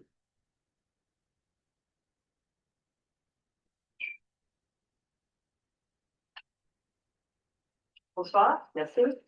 Je voulais simplement communiquer l'information au sujet d'une information qui a été transmise lors d'un panel qui a eu lieu à Wharton, à laquelle Martine et moi étaient présents, Mme Sapp, et moi, et d'autres citoyens, où des gens comme Martine Ouellet, entre autres, ont amené l'information qu'il y avait une jurisprudence. Ouais, c'était sur les éoliennes à Wharton, Martine. Oui, mais je n'étais pas là. Ah oui, on s'est rencontrés là. Oui. Le dimanche. On s'en parle. Oui, OK. Donc, il était question d'une jurisprudence qui a été obtenue, je ne me souviens pas exactement, mais c'est facile à retrouver, là, parce qu'en écoutant les sujets qui ont été abordés, c'était pertinent d'amener cette question-là. Je voulais simplement savoir si vous étiez au courant de cette jurisprudence-là sur les distances séparatrices. Il y a un citoyen qui s'est exprimé là-dessus sur les distances entre les habitations et les producteurs de bruit, de nuisance. Fait que ça serait intéressant. Il y aurait soit les gens de Wharton qui sont au courant de ça. Moi, j'ai pris des notes. Les gens de Danville en position étaient là aussi. Ghislaine Petit-Doubec qui était présente. Il y a un rapport qui a été commis, qui a été fait au sein de Danville en transition. Et on connaît la distance séparatrice. C'est juste que je ne m'attendais pas à avoir à en parler ce soir, donc je n'ai pas vérifié. Mais c'est à l'avantage des gens où les éoliennes vont être installées. Autre point, M. Clément, vous avez parlé de la régie de je vais terminer ma question. Non, mais rien que par rapport à la première question, si vous pouvez nous faire parvenir au moins le nom de la jurisprudence. Parfait, on va retrouver ça. Sinon, on référera à Richard Langelier, qui est un avocat de haut niveau, au niveau de l'écologie, qui a entre autres développé le projet de règlement pour les municipalités quand il a été question que les municipalités aient la juridiction sur la qualité de l'eau sur leur territoire. Il y a au-delà de 300 municipalités qui ont signé cette demande-là au gouvernement d'accorder une dérogation. Et en fait, nous, à Danville, malgré plusieurs représentations, ça n'a pas été fait parce que le maire de l'époque a décidé de refaire lui-même sans compétence le règlement qui n'a finalement jamais abouti. Donc, malgré une démocratie qui devrait s'exercer, il y a toujours moyen de noyer le poisson. C'est ce qui est arrivé dans ce cas-là. Donc, ça va être un plaisir de faire parvenir la donnée exacte et 2 personnes références pour aller chercher, creuser l'information davantage. Je l'annonce tout de suite, Martine Ouellet. On connaît Martine Ouellet, politicien, et Charles, donc c'est assez facile de retrouver les coordonnées. Fait que oui, cette information va vous être transmise. Alors, ce serait tout. Pour mon exemple. Merci, Mme Ouellet. fonctionner avec la démocratie, d'accepter que les citoyens, d'exercer un devoir d'éduquer aussi, de nous informer avec tous les tenants et aboutissants sur les questions qui nous concernent. Merci. Monsieur Harel? Non. Monsieur Parent, Gilles Parent? C'est bien répondu déjà. OK. Donc, ça complète l'ordre. Oui, Madame Leclerc? Peut-être qu'il y en a qui ont porté leur question pour en Oui. Tantôt, il y a des citoyens qui ont parlé des distances séparatrices, puis de budget, puis vous avez dit que votre projet il avait été monté selon l'Alliance de l'Est que vous aviez invité au forum. Je ne sais pas si c'est comme ça qu'on l'avait appelé, ce forum, je l'avais appelé. OK. Quand j'ai été à ce forum-là, puis on a parlé avec les gens de l'Alliance de l'Est, eux autres, leur distance séparatrice, c'est 1,3 km. Puis leurs éoliennes sont beaucoup plus petites que celles qui étaient sur notre territoire. Fait que peut-être qu'il y a l'histoire du noyau, là. Vous avez répondu là, que les villes, puis c'est la même chose, c'est un règlement d'usage, mais si on prend certaines choses dans l'Alliance de l'Est, pourquoi on ne prend pas tout dans l'Alliance de l'Est? Eux autres sont à 1,3 pour des éoliennes beaucoup plus petites. J'ai dit que le modèle d'affaires qu'on a décidé de regarder, c'est le modèle d'affaires d'une régie en tant que telle. Oui, mais pourquoi? Présentement, le comité regarde au niveau de c'est quoi un projet avec des paramètres gagnants en tant que tel. Donc, je n'ai pas dit qu'on prendrait les mêmes paramètres. C'est rien que le modèle d'affaires qui est une référence en tant que tel. OK. Juste pour être sûr qu'on ait tous le même vocabulaire, l'Alliance de l'Est ne peut pas et n'a pas de pouvoir pour fixer des distances séparées. Non, pas eux autres qui les ont fixées. Non, mais je veux juste que ça soit clair pour pas que les gens partent avec l'impression que l'Alliance de l'Est est capable de fixer des distances séparatrices à 1,3. Parce que là, ils vont penser que la Régie de l'énergie va avoir un pouvoir de fixer des distances séparatrices, ce qui n'est pas le cas. Les régies n'ont qu'une seule compétence. C'est lorsqu'elles sont constituées en vertu d'un pouvoir d'un article de la loi, c'est compétences municipales. Donc, dans ce cas-ci, la régie, c'est un pouvoir d'investissement. C'est tout. C'est un schéma d'aménagement. Les pouvoirs d'autorisation de projet d'énergie, c'est la MRC qui a ce pouvoir-là et personne d'autre. Puis, il s'est dit des choses dans les médias sociaux dans les derniers mois. Et donc, je tiens à le redire très clairement. Une régie d'énergie n'a pas le pouvoir d'accepter ou non un projet. C'est la MRC qui a ce pouvoir-là, pas la régie. Les municipalités aussi, non? Dans le cas d'un projet régional, c'est la MRC qui a ce pouvoir-là. Okay. Dans le cas de l'investissement, la MRC et les municipalités ont le même pouvoir. Puis dans le choix qui a été fait sur le territoire, dans les municipalités, ça a été de mutualiser la compétence locale, donc la compétence municipale. Okay. Mais c'est seulement la compétence d'investissement. Ce n'est pas la compétence d'accepter ou non des projets. Fait que si nous autres citoyens, on a quelque chose à dire contre ces projets-là, vu que c'est la MRC qui a le pouvoir, c'est quoi notre ressource pour se faire entendre? Parce que là, ici, c'est élu par juste vous autres, le préfet. On avait parlé du suffrage universel, vous n'avez pas voulu le suffrage universel, vous pourriez faire la promotion de ce que vous avez comme vision, puis nous autres, on pourrait aller voter, puis dire, nous autres, on est pour ces projets-là ou contre ces projets-là. Ça ne change rien. Ben non, on ne peut pas. C'est l'ensemble des collègues qui votent en tant que tel. Ben c'est ça. C'est la même affaire. C'est même au préfet élu au suffrage en tant que tel. Les collègues sont tous votés dans leur localité en tant que tel. Oui, mais il n'y a personne qui nous amène des projets d'énergie. Vous venez de dire que s'il y a des projets d'énergie, c'est la MRC qui a le pouvoir de décider sur les projets régionaux. Fait que nous autres, comme citoyens du territoire, on a quoi comme pouvoir pour dire à notre MRC qu'on en veut ou on n'en veut pas de ces projets-là? On a entendu quelqu'un qui nous a parlé et qui a dit, nous, la privatisation, on n'est pas pour ça. On est plusieurs à penser ça. Mais là, il y a seulement vous autres qui avez le droit de décider si dans l'ensemble de notre territoire, on va encourager des projets de privatisation de la ressource énergétique qui appartient à tout le monde. La MRC est au service des communautés en tant que telles. Vous avez tous vos conseils municipaux, puis les conseils municipaux sont représentés par les maires en tant que tels, puis le maire vote par rapport à ce qui se passe dans leur milieu. Ils ne sont pas déconnectés de la réalité des choses. Ils écoutent, ils comprennent, puis ils analysent, puis ils prennent une décision avec l'ensemble de l'information. On a mis en place un comité consultatif au niveau des énergies. On a mis plein de choses à faire. Il va y avoir des soirées de consultation publique, il va y avoir un bureau d'audience. Pas tout ça. Ouais. Puis à tout ça, on a dit une question, puis à chaque fois que la question en vient, vous levez les yeux au ciel parce que vous êtes tanné de l'entendre. Mais pourtant, ça fait 2 ans qu'on parle des distances séparatistes, puis vous dites que vous nous écoutez, mais on n'a toujours pas eu gain de cause là-dessus. Pourtant, les citoyens n'en veulent pas à 500 mètres de leur maison, des éoliennes. On voudrait juste que le schéma le prévoit, puis mettre à 1 kilomètre.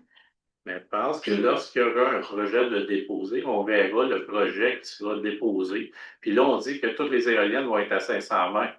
Moi, je n'ai pas vu de projet encore. Puis on va le voir lorsque le projet sera déposé en tant que tel. Non, mais si dans le schéma d'aménagement, c'est permis, c'est possible. Juste vous rappeler que c'est pas les distances séparatistes qui font quoi d'une implantation, c'est le bruit. Et c'est les dB. C'est les dB. Moi, franchement, de toute façon, c'est pas à vous que je parle. Je réponds à la question ici. Donc, 40 dB, c'est ça qui est le facteur clé. Donc, on a une distance et les dB. C'est obligatoire. Donc, il faut prendre ces 2 facteurs-là en compte pour être capable d'arriver. C'est pas parce que c'est à 500 mètres que si le 40 dB n'est pas atteint, l'éolienne ne peut pas se mettre dans cette zone-là. Puis c'est le bureau d'audience publique en environnement qui va statuer si la proposition respecte l'ensemble de ces règles-là. Je vais arrêter d'abuser. Merci. Merci. On s'est rendu sur des accès. On voulait intervenir sur ce qui s'est passé avant. On a le droit, c'est ce que vous avez expliqué. La période de questions de 45 minutes, elle était prévue pour intervenir. C'est quoi votre question, s'il vous plaît? J'ai 2 questions. S'il vous plaît, avancez-vous en avant, comme l'ensemble des citoyens. Il y a une procédure, s'il vous plaît, vous nommez. Oui, je m'appelle Michel Kuntz, je suis citoyen de Bretagne. Est-ce que vous pouvez parler dans le micro? Oui, bien entendu, je vais essayer de m'intimider. Non, du tout. Enfin, j'apprécie cette réponse parce que j'aurais trouvé ça un peu ridicule. Donc, vous avez été élu préfet à l'unanimité, je vous en félicite, et vous nous avez dit que vous comptiez faire avancer la MRC vers un avenir florissant. Donc, j'aimerais avoir un peu plus de détails sur votre programme pour les 2 prochaines années, s'il vous plaît. Je n'ai pas de programme parce que je viens d'être élu en tant que tel. Vous êtes présenté son programme. Il faut, moi, je veux travailler et accompagner l'ensemble. Je ne veux pas que ce soit le programme d'un individu qu'on mette en place pour les 2 prochaines années. Je veux être là pour accompagner l'ensemble des collègues et le programme que vous appelez, si c'est un programme électoraliste. Pour moi, qu'est-ce qui est important, c'est que le programme soit défini avec l'ensemble des collègues et non les intérêts d'une personne en tant que tel. C'est très honorable. Donc, est-ce que je peux demander aux autres élus pourquoi ils ont voté pour M. Gréma? Qu'est-ce qui les a séduits dans son absence de proposition? Je peux prendre la parole. Dans le compte complété, M. Grimard, il a mentionné, et je l'ai dit tout à l'heure, on a des discussions, et c'est important qu'on ait un esprit d'équipe à quelque part. Je pense qu'on travaille en équipe. Quand on n'est pas toujours d'accord, ça arrive souvent. Mais avoir un consensus. Et sinon, si on est tout le temps en chicane, là, il ne se passe rien. Et ce qu'on veut, ben, c'est pas tout à fait ça, là, que ça s'aille à gauche, on s'en aille à droite, mais pour qu'on aille dans une direction. Puis moi, je me répète un peu, là, mais je pense que c'est important que l'esprit d'équipe soit là, qu'on soit capable de développer dans les X projets. Parce que là, c'est sûr que ce soir, on parle des projets d'énergie renouvelable, mais vous savez que, peut-être pas, oui aussi, là, on a plein de projets ici. Depuis 3 heures qu'on est en haut, là. Il y a un 7 heures. Fait qu'on en travaille des affaires parmi plein de projets. Fait que, oui, ce soir, on a une discussion bien précise. L'énergie, la régie de l'énergie, les projets d'énergie renouvelable. Sachez qu'il y a X projets, on en parlait. Okay. D'autres projets. Très bien. Bonjour. Bonjour. Moi, la première fois que je prends la parole à la MSC, je suis un peu excitée. En fait, je voulais juste vous dire que moi, ça fait 1 mois que je suis dans le poste, puis je me rends compte, on voit ce qui se passe au niveau local, puis on parle beaucoup des projets qui se passent dans la MSC. Mais la MRC a aussi un rôle sur des tables estriennes, puis sur des enjeux estriens. Puis je pense qu'on est une petite MRC, puis c'est important d'avoir quelqu'un qui est capable de tirer notre bout de la couverture. Fait que moi, je donne confiance à M. Clément dans le rôle de préfet parce que je pense que l'expérience et la connaissance de tous ces dossiers-là est vraiment importante. Fait que je pense que c'est important aussi de voir ce rôle-là de quelqu'un qui veille à ce qu'on soit représenté ailleurs aussi, pas juste ce qui se passe au niveau local. Excellent, je vous remercie. Donc, j'avais une autre question. Là. Je voudrais revenir sur l'activité du comité consultatif. Donc, j'ai consulté la page du site web de la MRC, là, que vous avez mentionné en début enfin, que M. Marcotte a mentionné, où vous avez dit qu'il y avait énormément d'informations. Moi, j'ai trouvé que des généralités, je n'ai pas trouvé vraiment d'informations. Pour illustration, là, je vais citer une des phrases de l'étape 3 de la démarche du comité. Le comité a travaillé avec rigueur sur une méthodologie d'analyse et sur les outils à adopter pour fournir des recommandations éclairées sur un éventuel projet énergétique. Est-ce qu'on peut avoir des informations sur la méthodologie d'analyse et puis les outils qui seront adoptés pour fournir des recommandations? Ou est-ce qu'on doit se contenter de cette seule phrase comme information? À la dernière séance, on vous a mentionné qu'on aurait plus de détails à partir de janvier. On est en train de préparer pour être capable de documenter, vulgariser l'information, mais s'assurer que ce soit compréhensible et simple pour la population. Donc, on est en train de le faire, justement. OK, donc on va avoir... On respecte l'engagement qu'on a pris. OK, donc je ferai en sorte de veiller à ce que cet engagement soit rempli, effectivement. Et j'avais une dernière question. Je voudrais savoir si les membres du Conseil ont pris connaissance de l'article du Journal de Montréal paru aujourd'hui, là, études sur les éoliennes au Québec. Est-ce que le jeu en vaut vraiment la chandelle? Donc, je ne passerai pas à travers l'article, là, mais je pense qu'il y a plusieurs informations qui sont assez importantes, notamment un des auteurs de l'étude qui a été produite par l'IRIS dit qu'en fait, la plupart des projets rapportent, enfin 75% des projets rapportent $100 ou moins par habitant pour les MRC qui sont dans lesquels les projets ont été mis en œuvre, les projets éoliens. Donc, je me demande, est-ce que $100 par personne par année, j'imagine, est-ce que ça vaut le coup pour cette somme-là de détruire les paysages, de créer des dissensions entre les individus, les gens qui habitent la MRC, et puis porter préjudice aux gens qui habiteront à proximité des éoliennes. Donc, c'est toutes ces questions-là qu'on aimerait discuter de vive voix, pas seulement pendant la période des questions de la séance de la MRC, mais dans des formats où on pourra vraiment discuter de ces enjeux-là, et pas seulement s'obstiner sur quelques points qui peuvent effectivement paraître exclus à force d'être répétés, même si on n'obtient pas de réponse de votre part. Voilà, je vous remercie. Merci. Donc, vous n'avez pas de réponse. Est-ce que quelqu'un lit l'article? Ben, parce qu'elle a paru ce matin, donc on va prendre le temps de bien analyser l'ensemble. Donc, on aura des réactions à la prochaine séance, c'est ça? Veux-tu commenter? Oui, je l'ai vu l'article. J'ai une question que je me pose. Parce qu'il faut reculer dans le temps, les projets étaient 100% promoteurs. Est-ce que l'étude part de là? Parce qu'il n'y avait aucun sou versé au communautaire. C'est la question que je me pose. La façon que fait son sondage.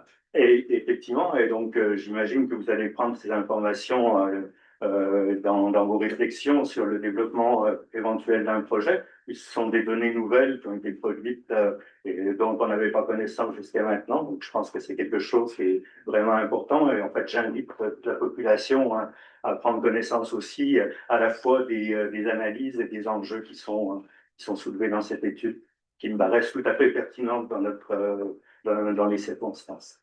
Merci. Voilà, je vous remercie. Donc, on s'est rendu au procédure suivi des calendriers. Vous aviez reçu le calendrier des activités pour le mois de novembre et décembre.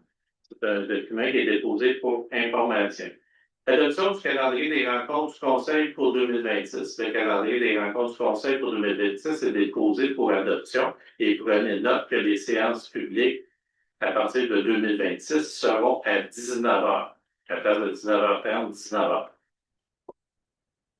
Ensuite, je t'avais un proposeur pour un secondaire pour accepter. M. Perrault, secondé de Mme assistante.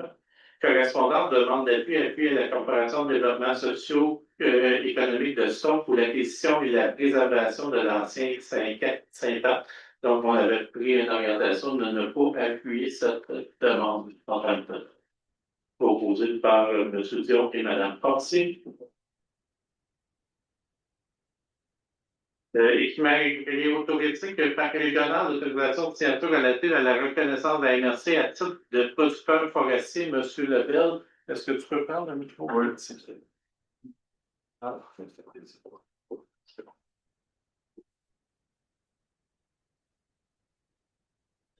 Merci beaucoup. Donc, la MRC des sources, à titre de propriétaire et responsable du parc Jean du Mont assure la mise en œuvre du plan d'aménagement et de gestion du parc, lequel souligne l'importance d'assurer la préservation des milieux naturels, la qualité de l'environnement forestier, ainsi que la sécurité et le bien-être des usagers. Pour ce faire, la MRC des sources a requis l'expertise d'un ingénieur forestier afin d'avoir des recommandations d'aménagement durable des peuplements forestiers de sa propriété, qui, je rappelle, est au pied du Mont. C'est pas l'ensemble du parc régional, c'est le 20 hectares où il y a les heures de stationnement, les heures de service, l'accueil. Donc, les articles 130 et suivants de la loi sur l'aménagement durable du territoire forestier définissent les modalités relatives aux certificats de producteurs forestiers, aux demandes d'aide financière du programme de mise en valeur des forêts privées, de l'Agence de mise en valeur des forêts privées de l'Estrie et du ministère des Ressources naturelles et des Forêts. En fait, il serait requis et recommandé d'avoir l'autorisation de signature du directeur général et greffier trésorier pour cette procédure administrative à titre de producteur forestier. Proposé par M. Pinard, secondé de Mme Fortier. Le route verte demande d'aide financière au programme BELOS3, volet 3, entretien de la route verte.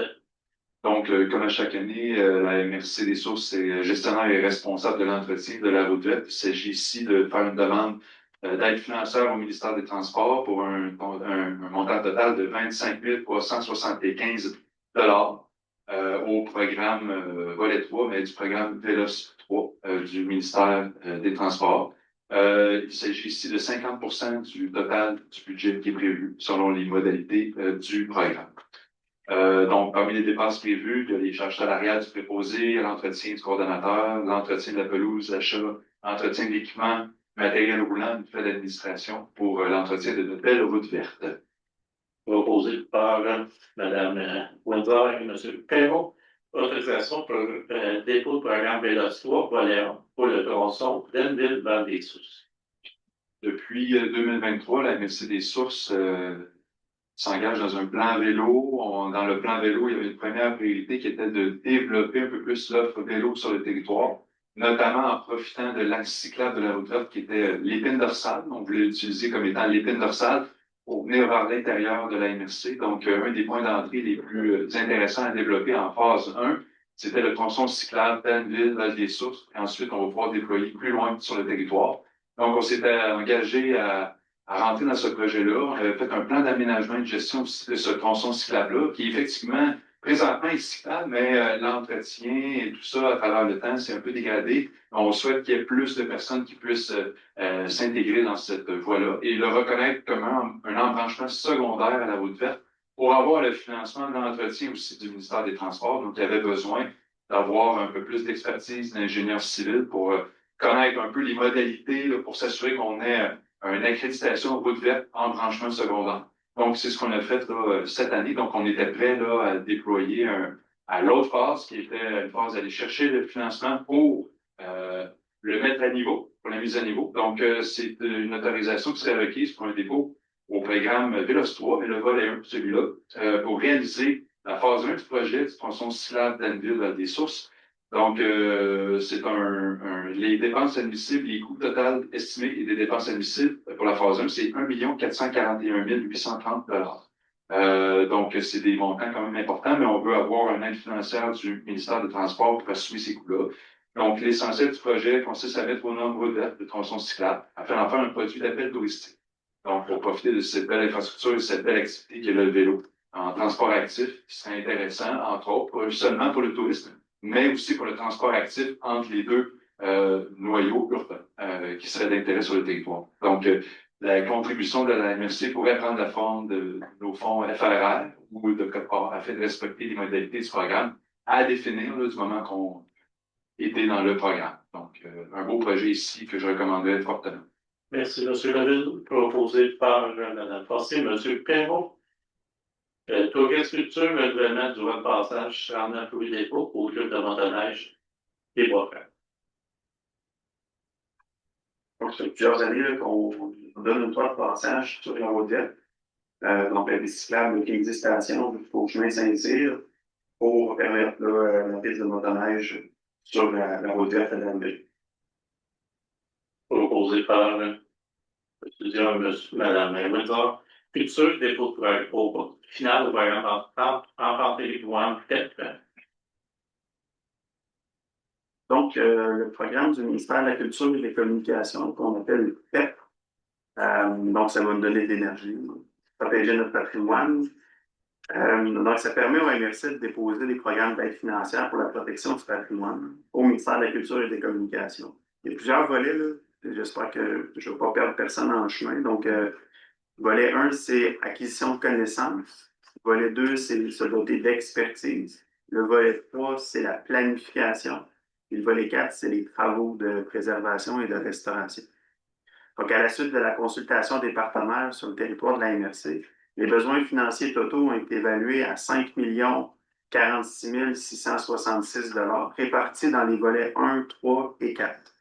La demande d'aide financière au ministère de la Culture et des Communications dans le cadre du PEP s'élève à 60 de ce montant, soit 3 028 000 $.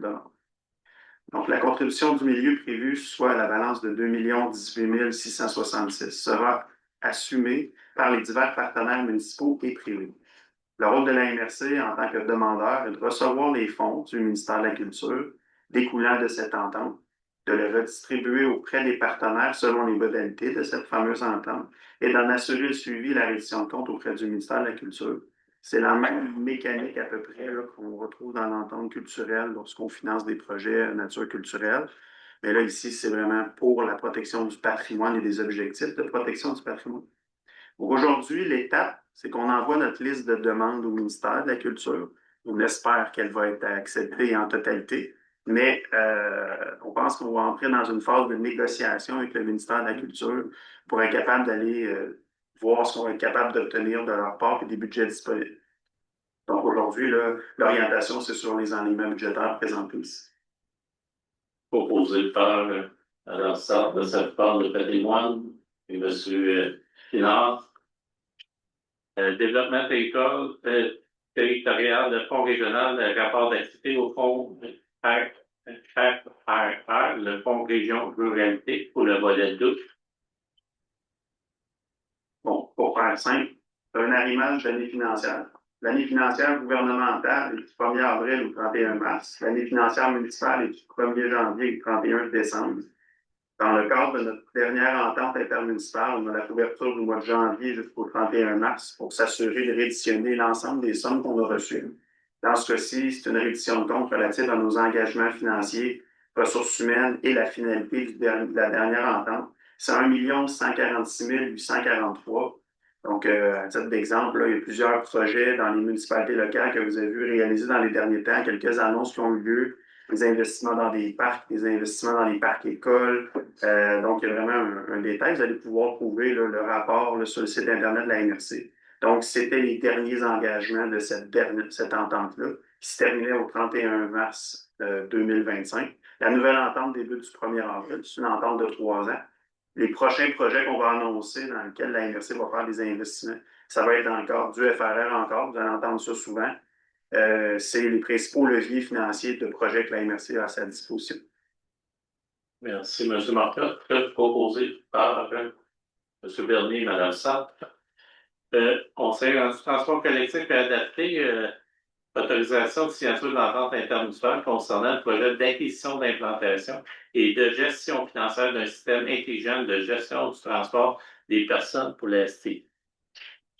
Les MRC du Haut-Saint-François, de Quaticook, de Memphremagog, des sources, la Haute-Yamaska, du Granit et du Vers-Saint-François et de Mont-Misquoit, je suis désolé, souhaitent optimiser le transport de personnes sur l'ensemble de leur territoire et mettre en place un système intelligent de gestion des services de transport des personnes qui permettraient à chacune des MRC aussi collectivement d'avoir accès à des fonctionnalités, par exemple l'auto-répartition, l'optimisation des routes, l'accès à divers modes de paiement électronique, la gestion en ligne des réservations, la géolocalisation des véhicules en temps réel et l'accès au réseau des services de chacune des MRC.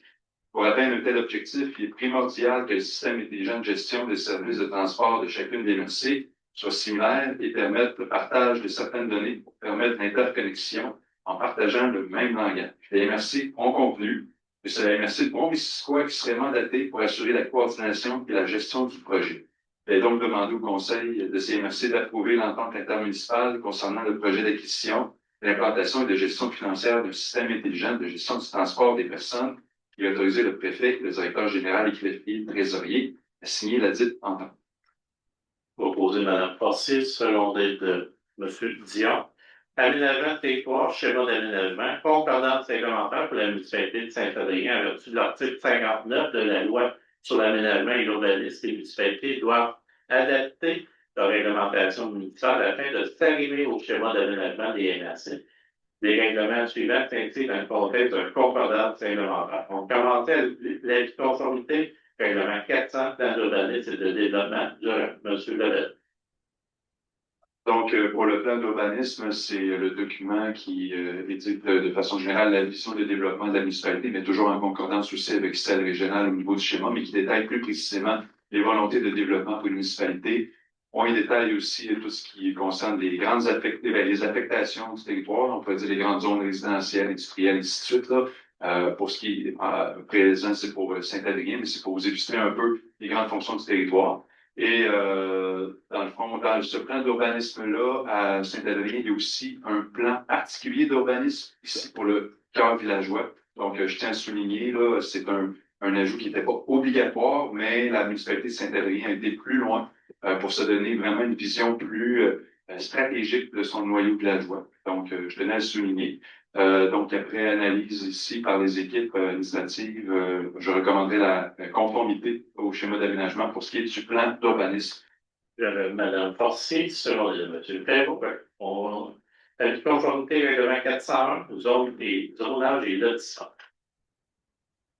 Donc, aussi, même chose ici, c'est un règlement qui est normatif. Donc, le zonage et lotissement, là, essentiellement, ce sont des normes établies, les usages autorisés. Là, on ajoute le lotissement, mais c'est les lots aussi, la grandeur des lots, la profondeur, le frontage. Donc, beaucoup de normes ici dans ce type de règlement-là. Ils ont fondu en un seul et même règlement, le zonage et le lotissement, ce qui est prévu. Là, il n'y a aucun problème à ce niveau-là.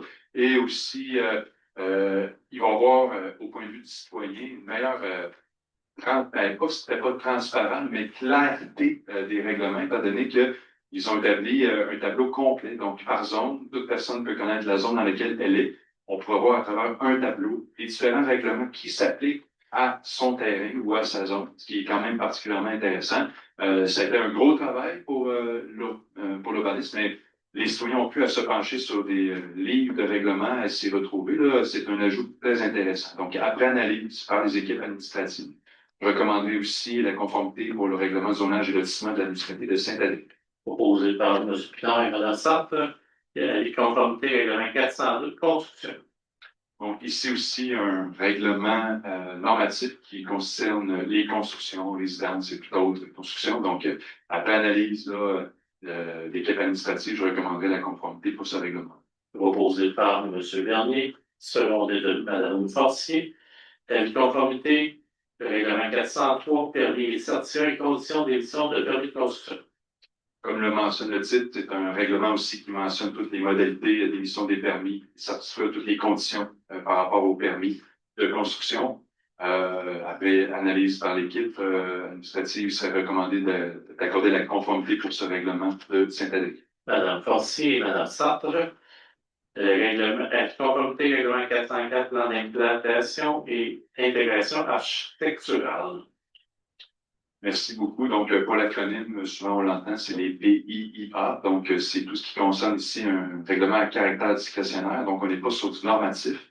On est sur des critères, des objectifs à atteindre pour quelqu'un qui veut faire une construction dans certaines zones.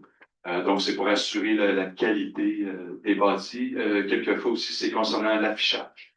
C'est le cas pour la municipalité de Saint-Adrien. Donc, après analyse du règlement de Saint-Adrien, on recommanderait la conformité. Monsieur Dion, secondé de Monsieur Bernier. Conformité au règlement 430, projet particulier de construction et de modification de d'occupation d'un immeuble. Il s'agit ici aussi d'un autre règlement à caractère discrétionnaire, donc sous forme d'objectifs, de critères. Donc, c'est un règlement, comme le mentionne, c'est des projets particuliers dans des zones où c'est pas permis par le règlement de zonage, mais on pourrait accorder une forme de dérogation si on respecte les critères d'implantation pour un tel type d'usage. Je prendrai un exemple, mais c'est pas du tout un cas pour Saint-Adrien, là, c'est pas ça du tout, là, mais admettons qu'on avait une église à refaire dans un secteur, mais qui n'est plus une église, puis on souhaiterait en faire du multilogement, mais dans la zone, c'est tout de l'unifamilial, mais on pourrait juger performant de récupérer une église. C'est pas du tout le cas pour Saint-Adrien, je ne veux pas partir de l'humeur, mais pour permettre du multilogement. Donc, c'est un projet particulier de construction, de modification, d'occupation de l'immeuble. C'est juste pour vous expliquer, au moins, bien respecter les critères d'interprétation. Donc, je recommanderais la conformité pour le règlement ici à Saint-Adrien. Proposant de supérieur, secondé de Mme Sartre. Je veux parler de l'Église, reste usage conformité de 406, usage conditionnel. Il s'agit ici aussi d'un règlement à caractère discrétionnaire. Ici, c'est de prévoir, même dans la zone, certains usages qui pourraient être permis sous certaines conditions. Donc, on pourrait contingencer certains usages dans une zone. On souhaite que l'usage soit permis, mais on ne veut pas qu'il soit permis partout. On peut mettre du contingentement, donc sous certains critères d'implantation. Donc, c'est ou certains autres usages là, commerciaux qu'on veut, mais pas partout non plus. Donc, c'était des exemples ici pour ce type de règlement-là. Donc, je recommanderais ici aussi la conformité pour le règlement 406 de cette année. Monsieur Pinard et Mme Sartre, félicitations, Émilie, tu as travaillé fort de ton boss. Merci, c'est un beau délai. Je voulais juste prendre le temps de remercier M. Jean-Pierre Chapeau, qui est ici ce soir, qui fait partie des citoyens qui ont travaillé très fort pour que la réglementation représente bien la volonté de la population cette année. Et M. Pierre Terrien, qui était maire durant toutes ces années d'efforts, puis là, c'est moi qui peux juste prendre un moment d'admission. Non, il y a beaucoup, on rit, là, mais il y a beaucoup de travail pour avoir l'air. Oui, puis il y avait un fonds d'aide à la concordance que la MRC a rendu disponible pour les municipalités, pour les gens accompagnés. Juste on parlait tantôt, il y a d'autres choses qui se passent à la MRC. C'est un exemple, dans le fond, moi, j'ai pas vu ça ailleurs dans d'autres MRC où on adopte un règlement, là, on offre un fonds d'appui à la concordance des municipalités locales pour venir nous challenger sur nos objectifs d'urbanisme dans lesquels on paye un professionnel parmi la qualité pour venir nous brasser parce que l'idée du schéma qui était proposé et travaillé par Philippe là, et toute l'équipe, c'est vraiment un beau travail. Puis, c'est un règlement qu'on appelle de performance qui n'est pas prescriptif. Donc, ça veut dire quoi, ça? Ça veut dire qu'on a mis des objectifs à atteindre sans vraiment mettre des normes très précises.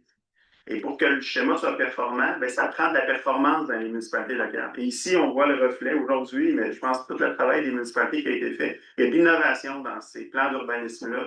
Il y a des super de belles propositions. Il y a eu de la place dans le schéma de la MRC pour permettre cette adaptation-là dans chacune des localités. Donc, c'est un beau travail. C'est des documents qui sont... C'est des très belles lectures de chevet, là, pour s'endormir. Mais c'est des outils performants si on est capable de bien les travailler. Puis la collaboration, le duo, le travail d'équipe avec les municipalités locales a été super important là-dedans. C'est un beau reflet. C'est pas aussi sexy qu'un projet qu'on annonce, mais c'est quand même intéressant. Merci à l'ensemble des équipes qui ont travaillé sur ça. Dossier d'aménagement, projet de mutualisation pour la réalisation des inventaires du patrimoine immobilier. Philippe? Dans l'optique de répondre aux exigences de la loi sur le patrimoine culturel, tout en limitant aussi les coûts de réalisation d'un tel projet, entre autres qui concerne l'inventaire patrimonial qui est exigé par la loi. Dans le fond, on jugerait pertinent de s'associer avec les Mercedes Saint-François, du Val Saint-François et de même Magog dans la réalisation d'un projet d'utilisation qui permettra d'embaucher des ressources partagées dédiées à la réalisation du mandat. Donc, les coûts du projet s'élèveraient à 127 000 pour l'ensemble des Merci qui seraient partenaires. Et ce qui serait demandé à la MRC des Sources, c'est 32 000 donc 32 000 par MRC participant. Et pour l'embauche d'agents de saisie, qui serait prévu pour janvier 2026. Il y avait aussi dans un projet, quand même des choses qui seraient à faire ici sur notre territoire, des sorties terrain pour la prise de photos des bâtiments, inventoriés, qui est nécessaire aussi afin de compléter l'inventaire pour les agents de saisie. Donc, c'est un coût qu'on évalue à 8 000 $. Donc, un projet d'une valeur de 40 000 $, c'est prévu pour la MRC des Sources. Pour dire Mme Sartre et selon M. Bernier, appui au projet hors le partenariat ALUS-ST. Donc, ALUS, pour ce qui est de l'acronyme, mais je suis désolé, c'est un acronyme anglais, ça provient de l'Ouest canadien, des prairies plus particulièrement. Donc, c'est Alternative Land Use Services. Donc, c'est des façons alternatives de rétribuer les producteurs pour leur bon coût. Donc, s'ils changent leur pratique, nécessairement, ça change aussi tout leur mode, pas nécessairement qui était conventionnel, mais leur mode de pratique, puis ça rajoute des services écologiques là, puis c'est un programme qui permet de rétribuer ces services-là qui profitent à l'ensemble de la collectivité. Donc, c'est une organisation, là, ALUS, qui est partie dans l'Ouest, mais qui fait ses petits, là, qui fait une vague aussi au Québec. Montérégie était une des premières régions à s'y inscrire dans ce projet-là. Présentement, il y a déjà l'Outaouais qui est inscrit, il y a aussi dans Chaudière-Appalaches, il y a la Naudière, dans les Laurentides sont inscrits. L'Estrie, donc, en fond, on a eu une demande de l'UPA Estrie depuis quelques années, ils y travaillent pour s'impliquer aussi dans ce type de projet-là.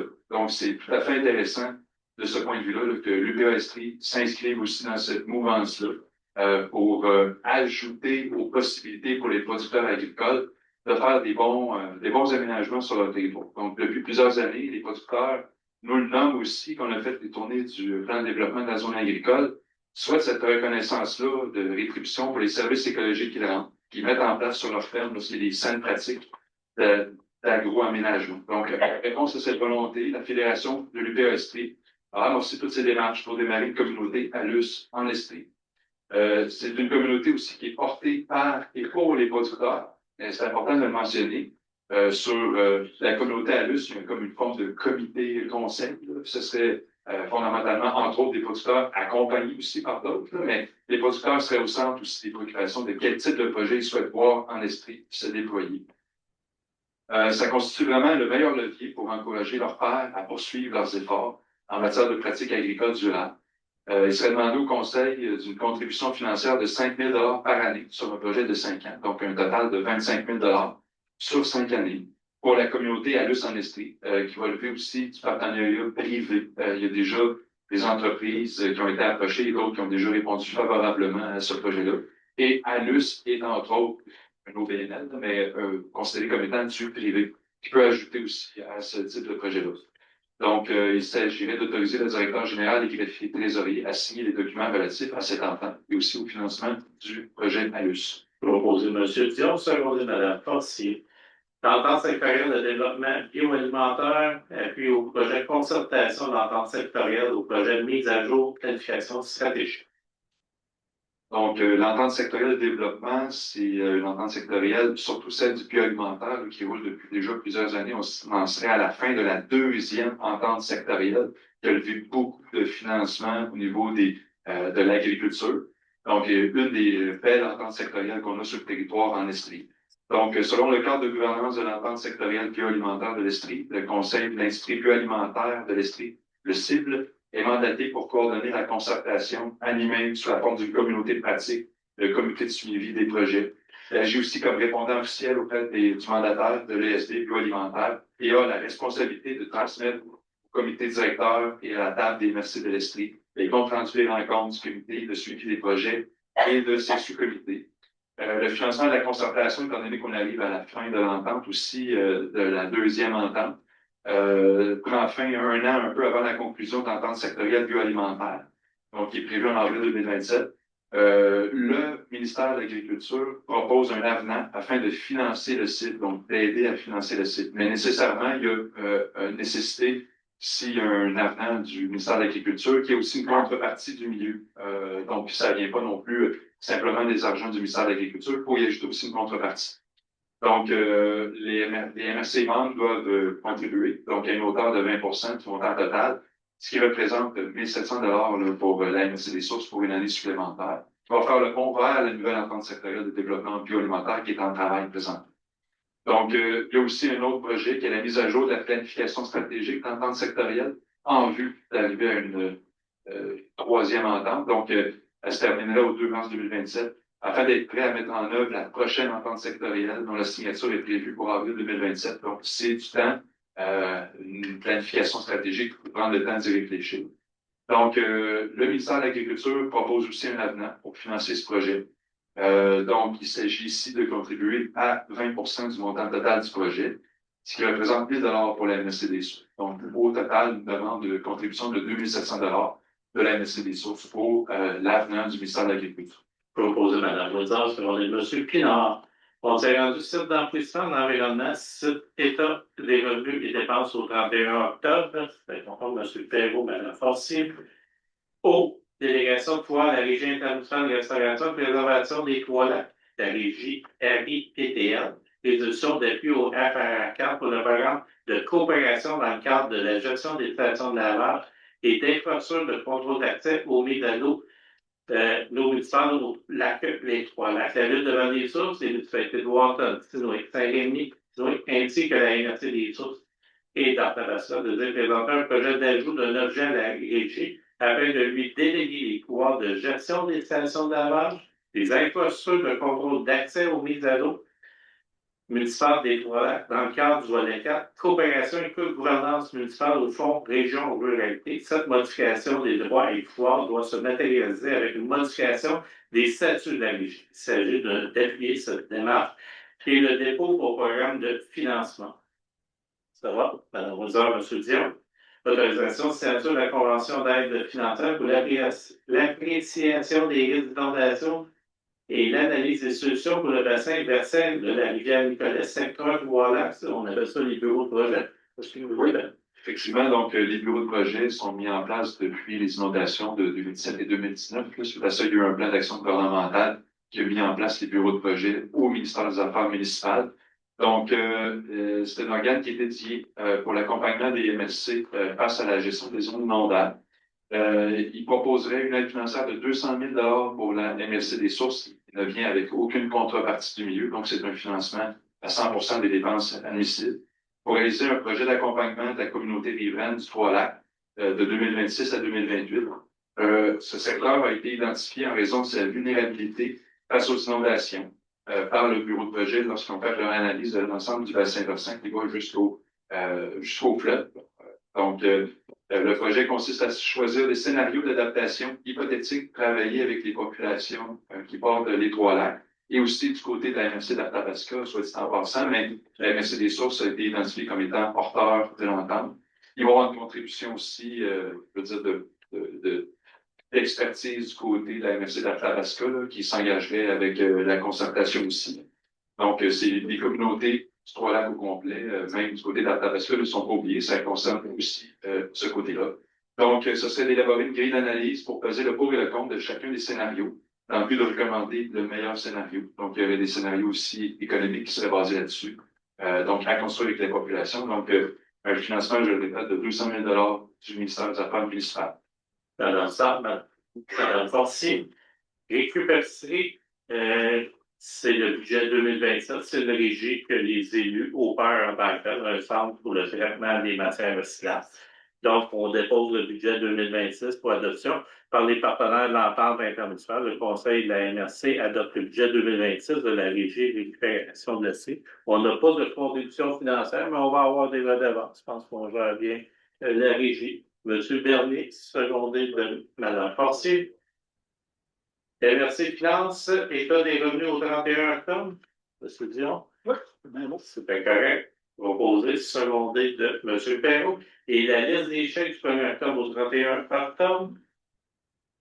C'est correct. M. Bernier, secondé de Mme Woodard.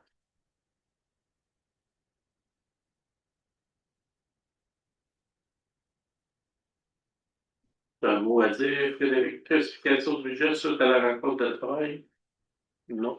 Ben, je peux bien avoir un mot si tu le souhaites. Merci. Donc, cette année, le défi du budget, la MRC portait sur les enjeux relatifs au transport collectif. Le financement du transport collectif vit une crise depuis, je dirais à peu près la pandémie.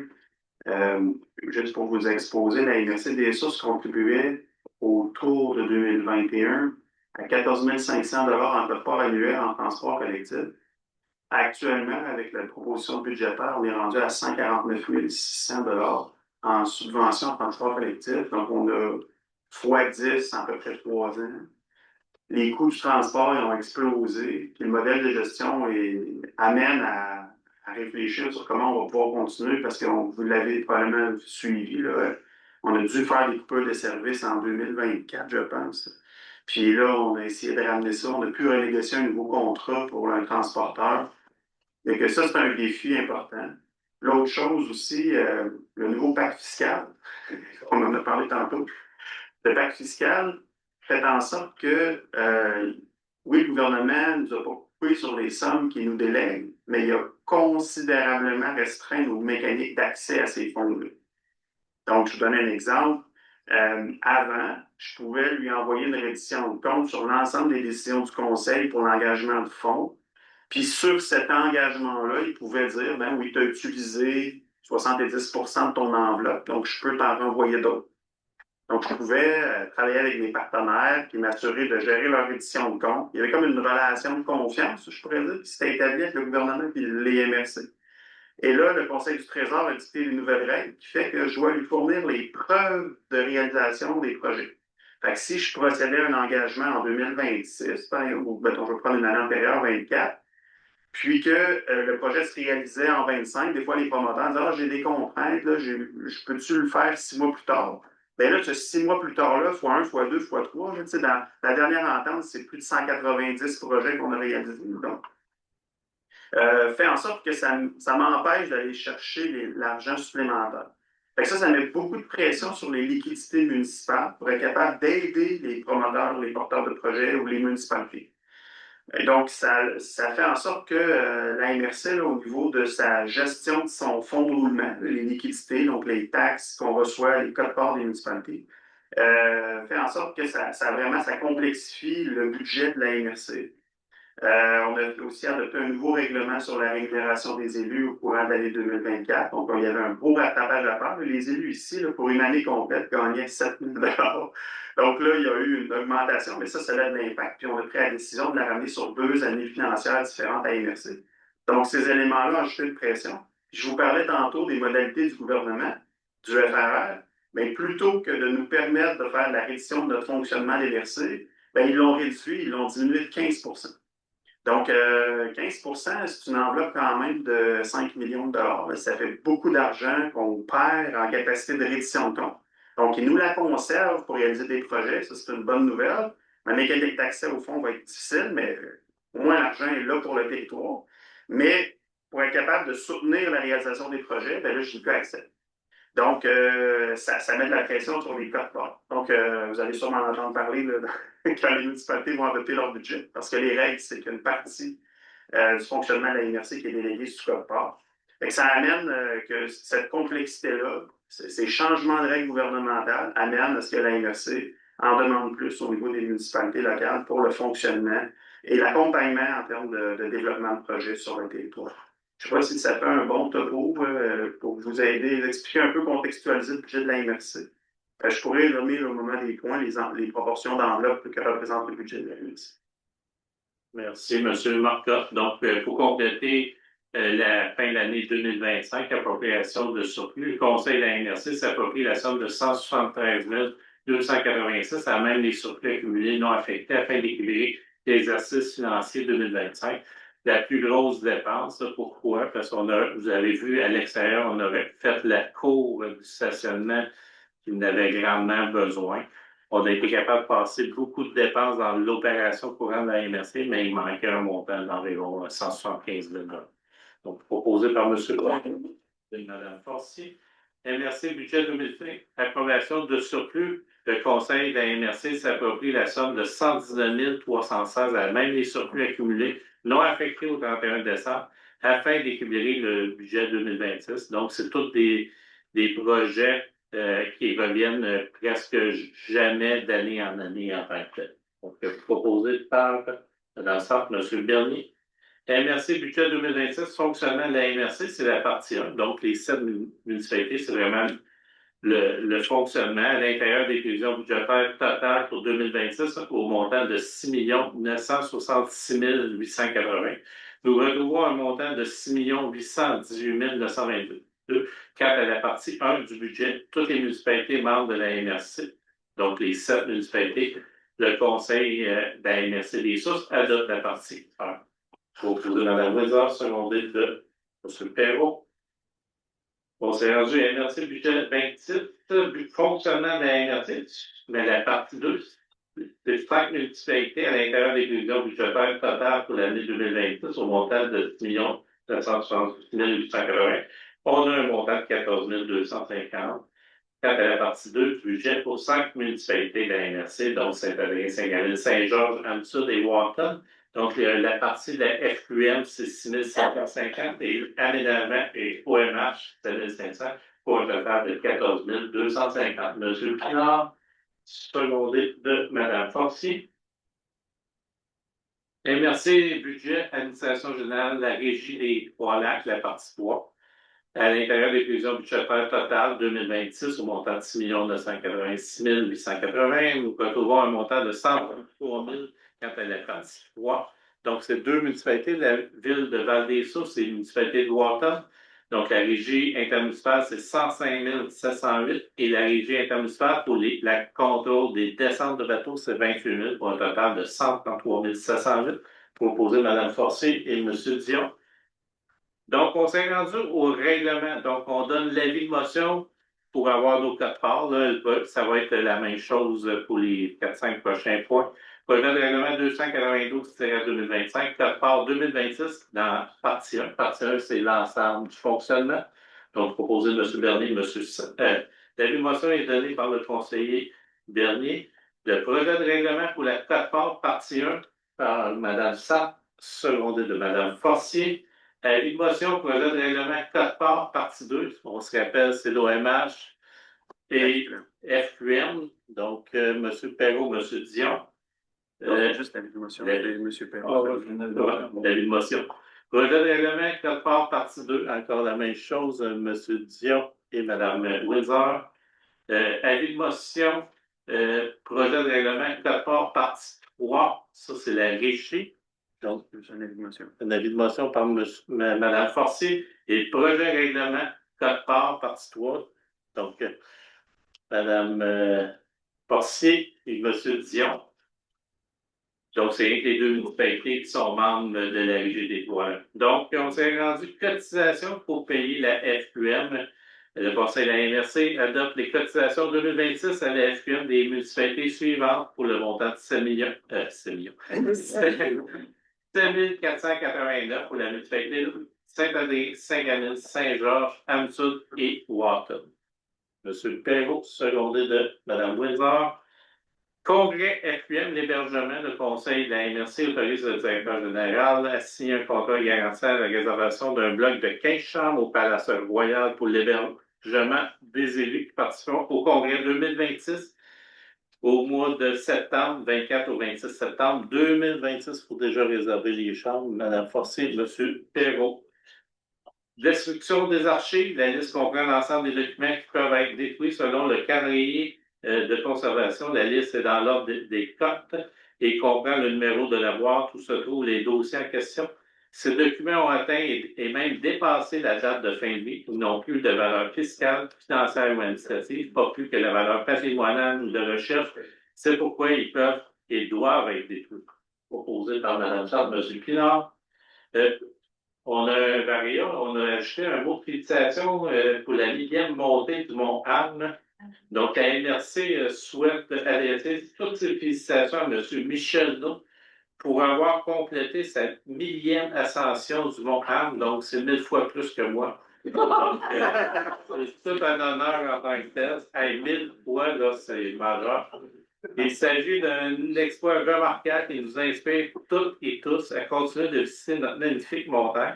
Notons également que selon la tribune, M. No a présentement à son actif 36 des 48 sommets des montagnes blanches, une chaîne de montage de montagne située des États-Unis au Québec. Bravo à M. No pour ce parcours exceptionnel et cette passion. On va y envoyer une motion de félicitations, mais également une carte de membre pour 2026 pour honorer sa... S'il veut revenir une couple de fois, c'est décidé en tant que tel. Donc, on est très, très fiers de M. No en tant que tel. Donc, proposé par M. Bernier d'une façon unanime, ça va.